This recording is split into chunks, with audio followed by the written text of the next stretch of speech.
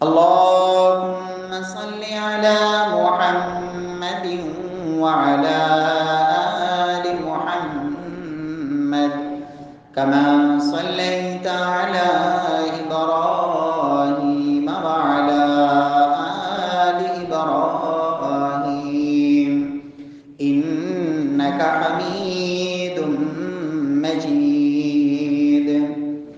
اللهم بارك على محمد وعلى آل محمد كما باركت على إبراهيم وعلى آل إبراهيم إنك حميد مجيد. اللهم انفعنا بما علمتنا وعلمنا ما ينفعنا وزدنا علما.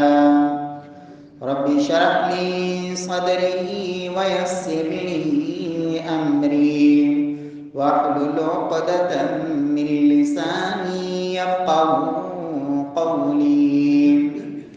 أعوذ بالله السميع العليم من الشيطان الرجيم من همزه ونفخه ونفسه.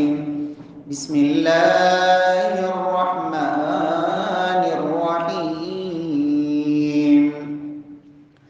فوقاهم الله شر ذلك اليوم ولقاهم نضرة وسرورا وجزاهم بما صبروا جنة وحريرا متكئين فيها على الأرائك لا يرون فيها شمسا ولا زمهريرا.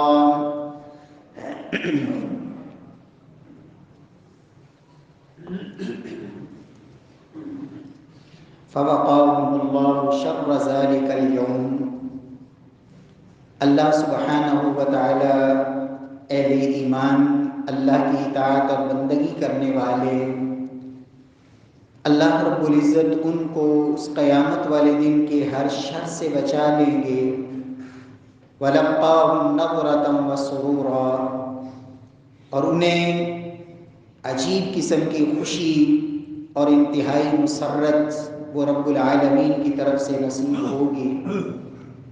وَجَزَاهُمْ بِمَا صَبَرُوا جَنَّةً وَحَرِيرًا، اور بدلہ ہوگا ان کے دنیا میں کیے گئے صبر کا جنت کی شکل میں اور ریشم کی شکل میں. متکئین فیہا علی الارائک، وہاں وہ پلنگوں پر تکیے لگائے بیٹھے ہوں گے. لا یرون فیہا شمسا ولا زمہریرا، نہ تو وہاں سخت گرمی ہوگی اور نہ ہی سخت قسم کی سردی ہوگی. معزز سامعین کرام، محترم بھائیوں، بزرگوں، دوستوں، معززات ماؤں اور بہنوں، رب العالمین کی وہ جنت جسے رب العالمین نے اہل ایمان کے لیے بنایا ہے، اس جنت میں نبی کائنات صلی اللہ علیہ وسلم فرماتے ہیں کہ لوگوں، اللہ کی قسم صرف مومن ہی جا سکے گا، ایمان والوں کے علاوہ وہاں جنت میں کسی کے لیے داخلہ ممکن نہیں. اس جنت میں رب العالمین نے نعمتیں ہی نعمتیں رکھی ہیں. وہاں اہل ایمان کے لیے کسی قسم کی مشقت، کسی قسم کی تھکاوٹ اور کسی قسم کی کوئی غم اور پریشانی انہیں لاحق نہیں ہوگی. وہاں خوشیاں ہی خوشیاں اور نعمتیں ہی نعمتیں ہوں گی. وَفِيهَا مَا تَشْتَهِيهِ الْأَنفُسُ وَتَلَذُّ الْأَعْيُنُ، جو دل خواہش کرے گا وہاں اللہ کی نعمت وہ ملے گی. وہاں ہر آنکھوں کی ٹھنڈک کا سامان ہوگا.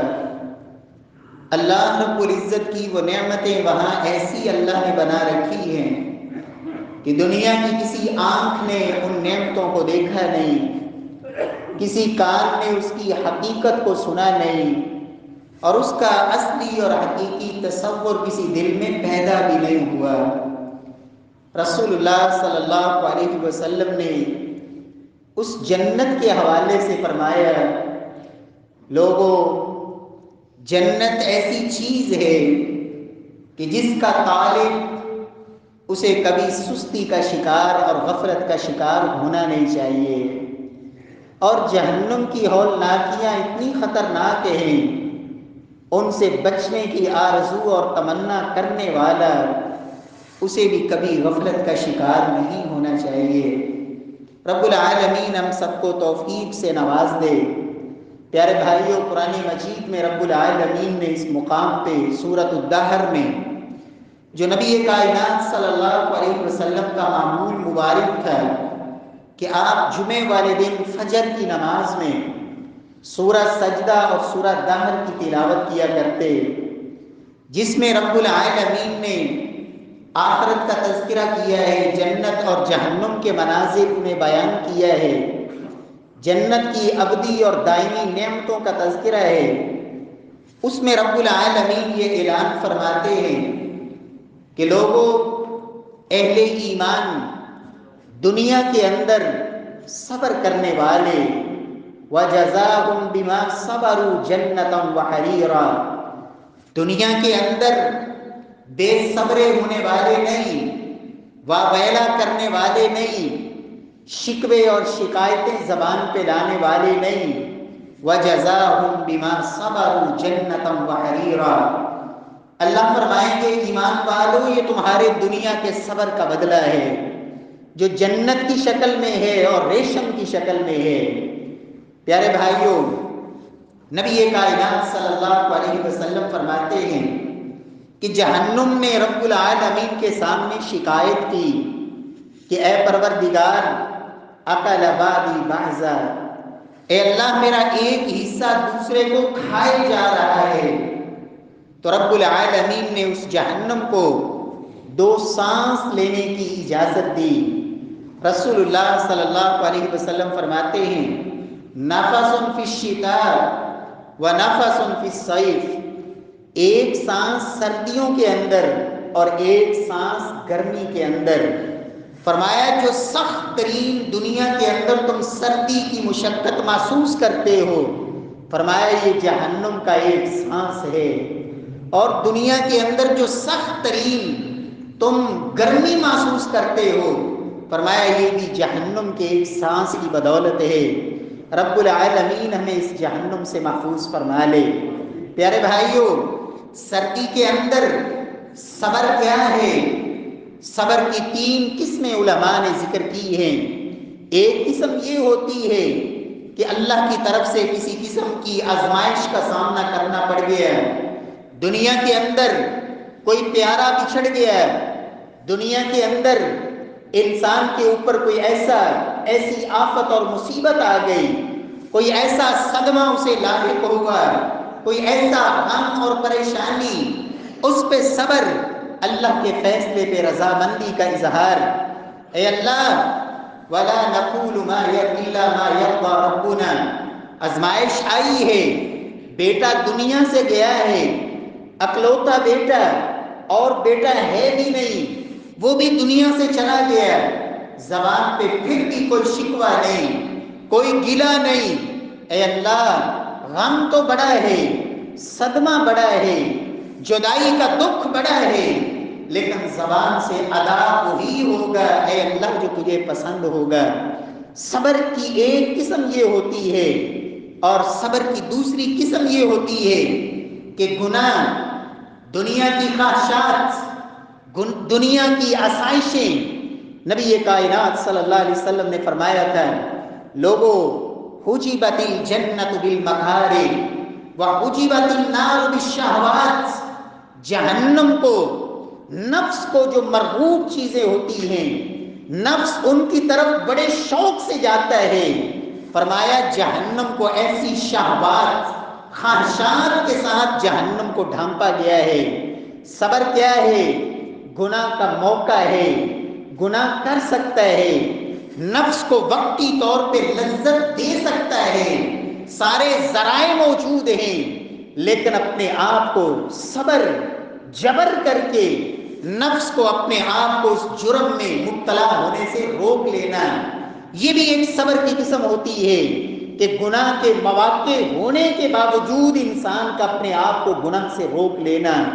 اور صبر کی ایک تیسری قسم الصبر علی الطاعۃ، اللہ کی اطاعت، اللہ کی بندگی، رب کی عبادت، اللہ رب العزت کو راضی کرنے والے کام کرنے کو نفس نہیں چاہ رہا، مشقت ہے، تنگی ہے، نفس تکلیف محسوس کرتا ہے، لیکن انسان اپنے نفس کا پجاری بننے کی بجائے، نفس کو وقتی راحت پہنچانے کی بجائے قربانی دیتا ہے اور اللہ کی اطاعت پہ صبر کرتا ہے۔ پیارے بھائیوں، صبر کی ایک یہ تیسری قسم وَجَزَاهُمْ بِمَا صَبَرُوا، سردی کا موسم، اس بات میں کوئی شک نہیں، تکلیف ہوتی ہے، لیکن نبی کائنات صلی اللہ علیہ وسلم نے جو فرما دیا حُجِبَتِ الْجَنَّةُ بِالْمَكَارِهِ، لوگوں رب نے جنت کو ڈھانپا ہی ایسی چیزوں کے ساتھ ہے جو دنیا میں نفس کو اچھی نہیں لگتی، دل کو بھلی نہیں لگتی، دل ان کی طرف جانا نہیں چاہتا، نفس اس کی طرف میلان نہیں رکھتا۔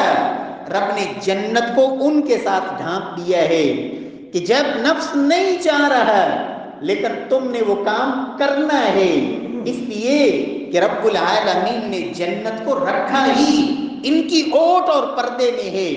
نبی کائنات صلی اللہ علیہ وسلم فرماتے ہیں ایک رات میں نے اپنے رب کو دیکھا، خواب کی حالت میں۔ نبی کائنات صلی اللہ علیہ وسلم کے حوالے سے یہ بات یاد رکھیں، اللہ کے رسول صلی اللہ علیہ وسلم سے باقاعدہ خود پوچھا گیا ہل رأیت ربک، یا رسول اللہ کیا آپ نے رب کو دیکھا ہے؟ اللہ کے رسول صلی اللہ علیہ وسلم فرماتے ہیں نور انا اراہ، فرمایا اللہ کے محبوب صلی اللہ علیہ وسلم نے وہ تو نور ہے، دنیا کی آنکھ میں رب نے یہ طاقت رکھی نہیں کہ وہ اللہ کا دیدار کر سکے، یہ تو جنت کا ویزا ہے، جنت میں اہل ایمان اپنے رب کا دیدار کریں گے۔ انکم سترون ربکم یوم القیامہ کما ترون هذا القمر لیلۃ البدر لا تضامون فی رؤیتی، جس طرح دنیا میں 14ویں رات کے چمکتے چاند کو دیکھتے ہو، کوئی رش نہیں، کوئی بھیڑ نہیں، کوئی رکاوٹ نہیں ہوتی، ساری دنیا بیک وقت بھی دیکھے، فرمایا رب العالمین کا اہل جنت جنت میں دیدار کریں گے۔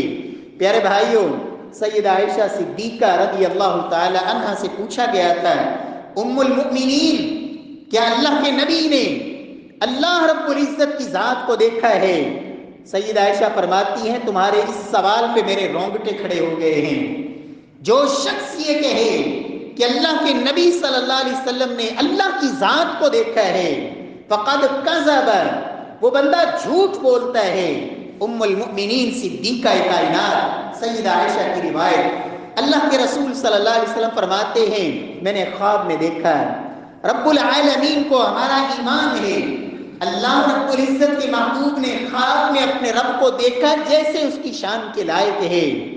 نبی کائنات صلی اللہ علیہ وسلم نے اس کی کوئی کیفیت امت کو نہیں بتائی، فرمایا رب العالمین نے مجھ سے سوال کیا اے محبوب جانتے ہو میرے فرشتے کس بارے میں جھگڑ رہے ہیں؟ رسول اللہ صلی اللہ علیہ وسلم فرماتے ہیں میں نے کہا اے پروردگار مجھے نہیں علم کہ یہ ملائے اعلیٰ نورانی فرشتے کس بارے میں بحث کر رہے ہیں۔ اللہ رب العزت نے اپنا ہاتھ، اور رب العالمین کا ہاتھ ویسے ہے جیسے میرے اللہ کی شان کے لائق ہے۔ ہاتھ کا معنی ہمیں معلوم ہے لیکن اس کی کیفیت یہ نہ قرآن میں اللہ نے بیان فرمائی، نہ اس ہاتھ کی کیفیت جناب محمد مصطفیٰ صلی اللہ علیہ وسلم نے بتائی، لیکن رب العالمین کا ہاتھ ہے جس طرح کے اس کی شان کے لائق ہے۔ فرمایا میرے اللہ نے اپنا ہاتھ میری کمر پر دو کندھوں کے درمیان رکھا جس سے میں نے اپنی اس ٹھنڈک کو اپنی چھاتی میں محسوس کیا۔ فرمایا رب العالمین نے پھر مجھ سے سوال کیا کہ اے میرے محبوب اب بتائیے کیا تمہیں پتہ ہے فرشتے کس بارے میں بحث کر رہے ہیں؟ میں نے کہا ہاں اے اللہ، اب مجھے پتہ چل گیا ہے کہ فرشتے کس بارے میں جھگڑ رہے ہیں۔ فرمایا فرشتے بحث اس بارے میں کر رہے ہیں کہ ایمان والوں کے گناہ کس وجہ سے معاف ہوتے ہیں، وہ کون سے اعمال ہیں جن اعمال کی بدولت رب العالمین اہل ایمان کے گناہوں کو بخش دیتے ہیں۔ فرشتے اس بارے میں بحث کر رہے ہیں۔ پھر نبی صلی اللہ علیہ وسلم نے اپنے صحابہ کو وہ 3 عمل بتائے۔ فرمایا لوگوں ثلاث کفارات، 3 عمل ایسے ہیں جن سے اللہ انسان کے گناہوں کو معاف فرما دیتے ہیں۔ نبی کائنات صلی اللہ علیہ وسلم نے ان میں پہلے نمبر پر فرمایا اسباغ الوضوء علی المکارہ، دل نہیں چاہ رہا پانی کو ہاتھ بھی لگا لیں، پانی بڑا ٹھنڈا ہے، سردی کا موسم ہے، دل چاہتا ہے کہ آرام سے بستر میں بیٹھیں، آرام سے نرم گرم بستر، اللہ کے گھر میں جانا، وضو کرنا، گھر میں وضو کرنا، اسباغ الوضوء علی المکارہ۔ اللہ کے محبوب فرماتے ہیں جب نفس نہیں چاہ رہا، دل نہیں مان رہا، پھر بھی مکمل وضو کرنا۔ اللہ کے فرشتے کہتے ہیں اس وجہ سے اللہ اپنے ایمان والے بندوں کے گناہوں کو معاف فرما دیتے ہیں۔ اسباغ الوضوء علی المکارہ۔ فرمایا دوسرا عمل جس وجہ سے اللہ گناہوں کو معاف فرما دیتے ہیں کثرت الخطا الی المساجد۔ فرمایا قدم اٹھا کے پیدل چل کے اللہ کے گھر میں پہنچنا۔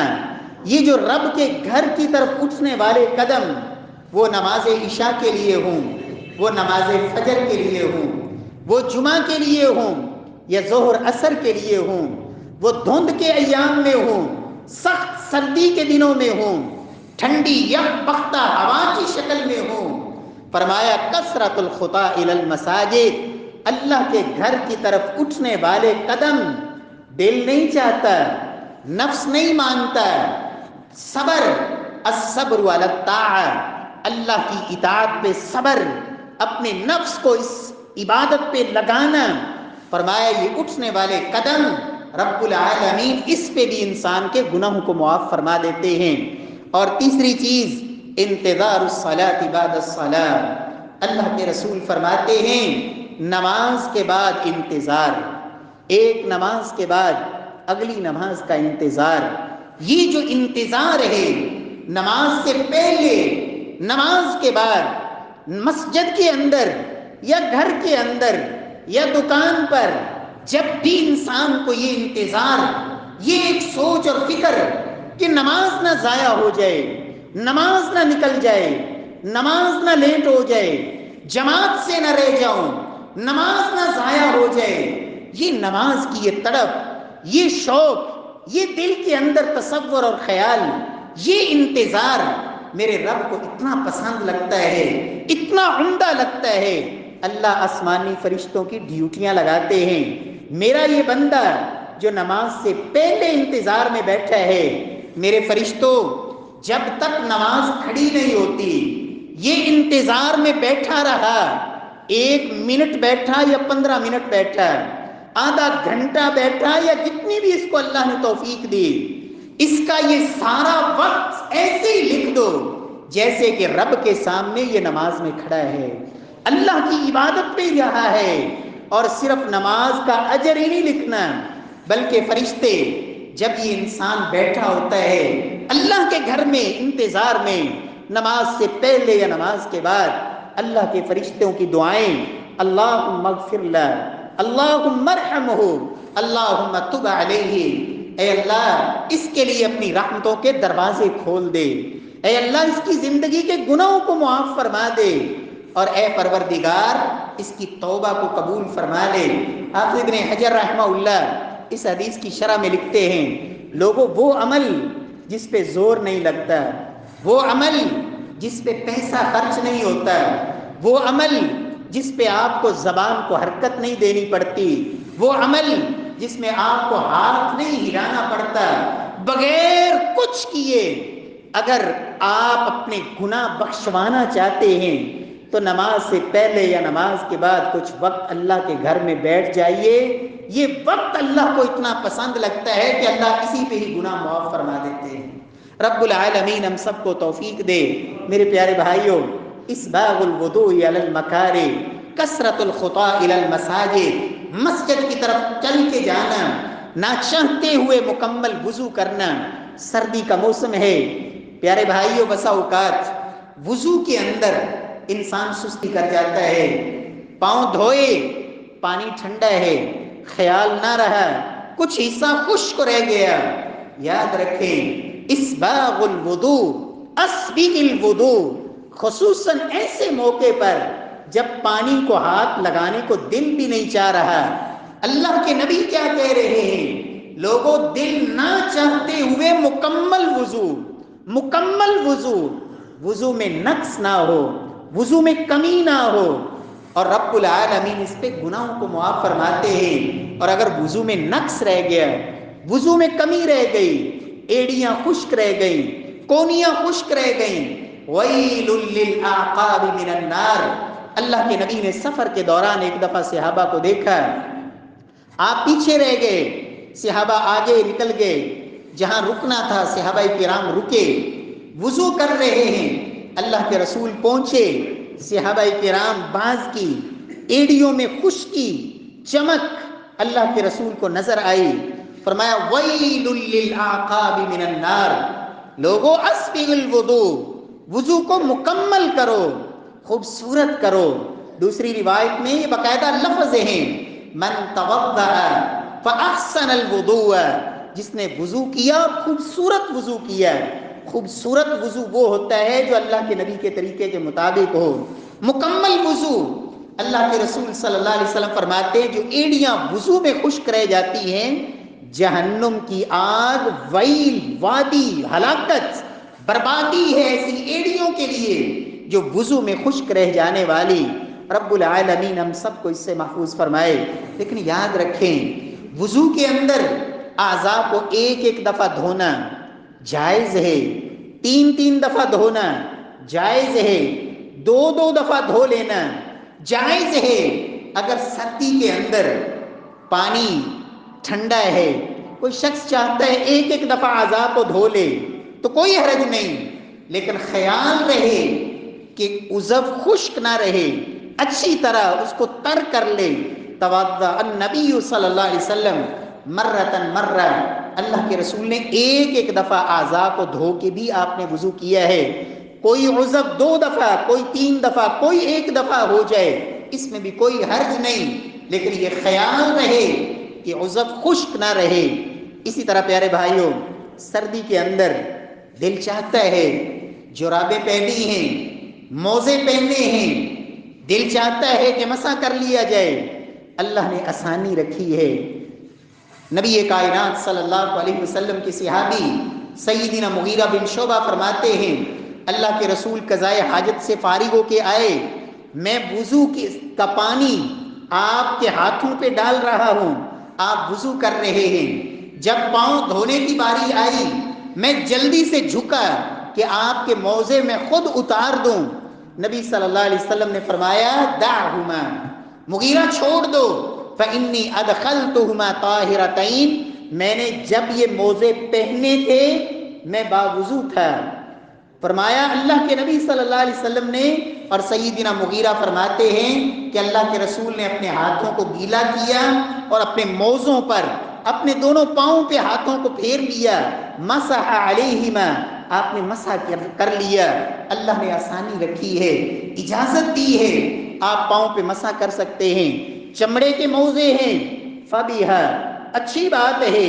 صحابہ کرام اس دور میں عموماً یہی ہوتا تھا، لیکن اگر جرابیں ہیں، اونی جرابیں ہیں، اون کی جرابیں ہیں، موٹی ہیں یا باریک ہیں، پھٹی ہوئی ہیں یا سلامت ہیں، اگر وہ بطور جراب، بطور موزہ آپ نے اپنے پاؤں میں پہن رکھی ہیں، اس پہ مسح کرنا جناب رسول اللہ صلی اللہ علیہ وسلم سے ثابت ہے۔ نبی کائنات صلی اللہ علیہ وسلم کے حوالے سے امام ابو داود رحمہ اللہ، امام ترمذی رحمہ اللہ جامع ترمذی میں، امام ابو داود سنن نبی داود میں حدیث لائے سیدنا ابو موسیٰ اشعری سے، سیدنا مغیرہ بن شعبہ سے، کہ اللہ کے نبی صلی اللہ علیہ وسلم نے جرابوں پر بھی مسح کیا۔ صحابہ کرام رضوان اللہ علیہم اجمعین ان کا باقاعدہ جرابوں پر مسح کا عمل۔ امام ابو داود رحمہ اللہ فرماتے ہیں باب المسح علی الجوربین، جرابوں پر مسح کا بیان۔ ومسح علی بن ابی طالب، سیدنا علی بن ابی طالب سے بھی یہ روایت ہے، انہوں نے بھی مسح کیا۔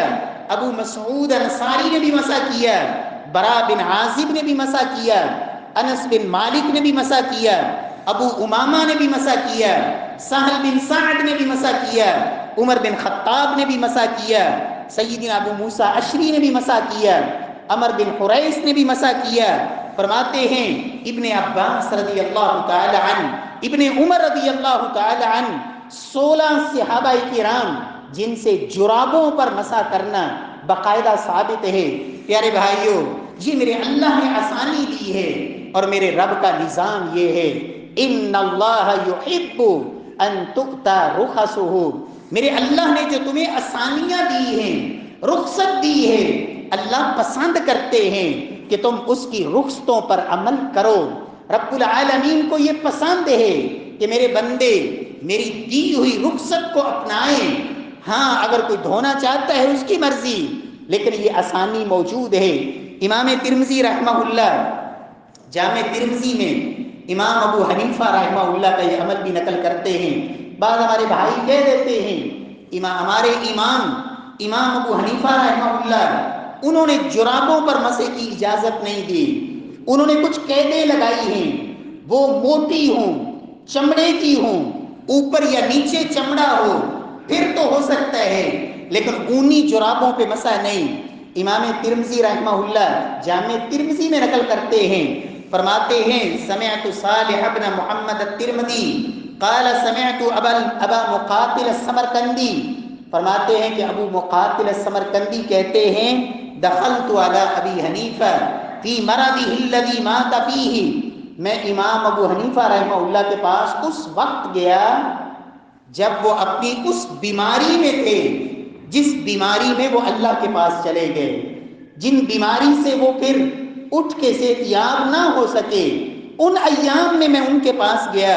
فدعا بماء فتوضأ وعلیہ جوربان، امام ابو حنیفہ رحمہ اللہ انہوں نے پانی منگوایا، وضو کیا، انہوں نے جرابیں پہنی ہوئی تھیں، ان جرابوں پہ مسح کیا اور ساتھ فرماتے ہیں فعلت اليوم شیئا لم اکن افعلہ، فرماتے ہیں کہ میں نے آج وہ کام کیا ہے جو آج سے پہلے کبھی نہیں کیا تھا۔ کیا مطلب کہ آخری ایام میں امام ابو حنیفہ رحمہ اللہ کی گویا کہ وہ مسح کر کے جرابوں پر، لیکن یاد رکھیں میرے اور آپ کے لیے جب جناب محمد مصطفیٰ صلی اللہ علیہ وسلم ان کا اسوہ موجود ہو، صحابہ کرام سے یہ نمونہ موجود ہو، میرے پیارے بھائیوں، پھر ایسے آئمہ وہ تو خود کہہ گئے اگر میری رائے، میری بات اللہ کے نبی کی بات کے مقابلے میں آ جائے تو اللہ کے نبی کی بات کو لے لینا اور میری رائے کو چھوڑ دینا، میرے قول کو ترک کر دینا، میرے فتوے سے میں رجوع کرتا ہوں۔ اور امام شافعی رحمہ اللہ یہاں تک کہہ گئے اگر میری بات اللہ کے نبی کی کسی بات کے مخالف ہو جس کا مجھے زندگی میں پتہ نہیں چلا، میں اپنی اس بات سے اپنی زندگی میں بھی رجوع کرتا ہوں، اپنے مرنے کے بعد بھی میں رجوع کرتا ہوں کہ میری کوئی بھی ایسی بات جو اللہ کے نبی کی بات کے مخالف ہو، نبی کائنات کی بات تک مجھے علم نہیں تھا، میں اپنی اس بات سے مرنے کے بعد بھی رجوع کرتا ہوں۔ میرے پیارے بھائیوں، رب العالمین ہم سب کو دین کو سمجھ کر اللہ عمل کی توفیق نصیب فرمائے۔ گھر میں رہتے ہوئے مقیم ایک دن اور ایک رات کی اللہ نے اجازت دی ہے، آپ مسح کر سکتے ہیں، اور ایک دن اور ایک رات، آغاز کب ہوگا دن اور رات کا؟ جب آپ نے جرابوں پہ مسح کرنا شروع کیا ہے، اس وقت سے آپ کے مسح کا آغاز ہوگا۔ جب جرابیں باوضو ہو کے آپ نے پہن لی، آپ کا وضو وہ قائم رہا، ایک نماز دو نماز آپ نے اس سے نمازیں پڑھی، یہ اس دن رات کا حصہ نہیں ہوں گے۔ دن اور رات کا آغاز اس وقت سے ہوگا جب سے آپ نے جرابوں پہ مسح کا آغاز کیا، وہاں سے لے کر ایک دن اور ایک رات آپ ان جرابوں پہ مسح کر سکتے ہیں۔ اور ایک مسافر آدمی 3 دن اور 3 راتیں، اللہ کے رسول صلی اللہ علیہ وسلم نے اس کی اجازت دی ہے کہ وہ اس پہ مسح کر سکتا ہے۔ سردیوں کے اندر بعض لوگوں کو نماز کی حالت میں یہ دیکھنے میں آتا ہے کہ نماز کے اندر چادر لی ہوئی ہے یا رومال ہے، کوئی بھی کپڑا ہے، اس سے اپنا منہ ڈھانپا ہوا ہوتا ہے۔ نبی کائنات صلی اللہ علیہ وسلم نے اس سے منع فرمایا ہے، ان یغطی الرجل فاہ، کہ آدمی اپنا منہ کپڑے کے ساتھ ڈھانپے، اس سے اللہ کے رسول صلی اللہ علیہ وسلم نے منع فرمایا۔ سردی کی وجہ سے بعض لوگ چادر کو اپنے اوپر اس طرح لپیٹ لیتے ہیں کہ ہاتھ بھی اندر قابو ہو گئے۔ اگر نماز کی حالت ہے، ایسی حالت میں اس طرح اپنے اوپر کپڑا لپیٹنا کہ ہاتھ بھی اندر بند ہو جائیں، اس سے بھی اللہ کے نبی نے منع فرمایا۔ فرمایا یہ یہودیوں کا طریقہ ہے۔ نماز اس کی حالت میں، سردی کا موسم ہے، انسان کسی نرم جگہ پہ نماز پڑھنا چاہتا ہے۔ گھروں کے اندر عموماً نفل ہے، تہجد ہے، رات کی نماز ہے، نیچے بستر بچھا ہوا ہے، اگر وہ بستر پاک ہے، اس کی پاکی کا یقین ہے۔ باب الصلاۃ علی الفراش، امام بخاری رحمہ اللہ صحیح بخاری میں حدیث لاتے ہیں، بستر پہ نماز پڑھنے کا بیان اللہ کے نبی صلی اللہ علیہ وسلم نے خود پڑھی۔ سیدہ عائشہ لیٹی ہوئی ہیں، اللہ کے نبی نماز پڑھ رہے ہیں، سجدہ وہاں آپ کرتے ہیں جہاں سیدہ عائشہ کے پاؤں ہیں۔ جب سجدے میں جاتے ہیں آپ پاؤں کو ہاتھ لگاتے ہیں، وہ پاؤں پیچھے کرتی ہیں، آپ وہاں سجدہ کرتے ہیں۔ سیدنا انس رضی اللہ تعالیٰ عنہ بڑھاپے کے اندر صلی علی الفراش، بستر پہ انس رضی اللہ عنہ نے نماز پڑھی۔ لیکن یاد رکھیں، اگر بستر پہ یا ایسی جگہ پہ نماز پڑھی ہے، سامنے تکیہ نہ رکھیں، تکیے پہ سجدہ کرنا اللہ کے نبی نے اس کو منع فرمایا۔ مساجد میں کرسیاں جن میں آگے بسا اوقات جگہ بنی ہوتی ہے قرآن مجید رکھنے کے لیے، اس پہ سجدہ کرنا یہ بھی منع ہے۔ اس میں آپ نے صلی اللہ علیہ وسلم نے فرمایا یا تو زمین پہ سجدہ کر یا پھر اشارے سے کر لو۔ اسی طرح سردیوں کے اندر یہ بھی مسئلہ، عام طور پر کچھ لوگ کہتے ہیں کہ سامنے ہیٹر چل رہا ہے، یہ تو آنکھ کو سجدہ ہے۔ میرے پیارے بھائیوں، نبی صلی اللہ علیہ وسلم، امام بخاری رحمہ اللہ یہ مسئلہ صحیح بخاری میں اس سے بھی اخذ کرتے ہیں کہ نماز میں اگر نمازی کے سامنے آگ ہو تو وہ نماز پڑھ سکتا ہے۔ سامنے آگ، یہ ہیٹر وغیرہ یہ اسی میں آئیں گے۔ خود اللہ کے نبی فرماتے ہیں، صحابہ کہتے ہیں کہ اللہ کے نبی نماز میں آگے بڑھے پھر پیچھے ہٹے۔ ہم نے پوچھا یا رسول اللہ صلی اللہ علیہ وسلم آپ نے یہ عمل کیوں کیا؟ آپ نے فرمایا میرے سامنے جہنم کی آگ کو پیش کیا گیا۔ فرمایا میں جب پیچھے ہٹ رہا تھا وہ جہنم کی آگ، اور فرمایا جب میں آگے بڑھ رہا تھا وہ جنت کے پھلوں کا ایک گچھا میرے سامنے کیا گیا، میں نے اس کو آگے بڑھ کے پکڑنا چاہا۔ اس سے امام بخاری رحمہ اللہ نے مسئلہ اخذ کیا کہ اگر سامنے آگ ہو، اس سے نماز ٹوٹ جاتی ہوتی یا نماز پڑھنا جائز نہ ہوتا۔ جناب رسول اللہ صلی اللہ علیہ وسلم کو نماز کی حالت میں یہ آگ کا منظر نہ دکھایا جاتا۔ اللہ رب العزت سے دعا ہے کہ خالق ارض و سماء اس سردی کے ایام میں بھی وَجَزَاهُمْ بِمَا صَبَرُوا، عبادت اس پہ صبر، اللہ کی اطاعت پہ صبر، اور نرم گرم بستر، فجر کی نماز کے لیے چل کے آنا، سردی کے موسم میں با وضو اور مکمل وضو، اللہ ہمیں ان تمام عبادات کو صحیح معنوں میں بجا لانے کی توفیق دے، اور خالق ارض و سماء کل قیامت والے دن اپنی جنتوں کا مہمان بنائے۔ واقول قولی ھذا وآخر دعوانا الحمد للہ رب العالمین۔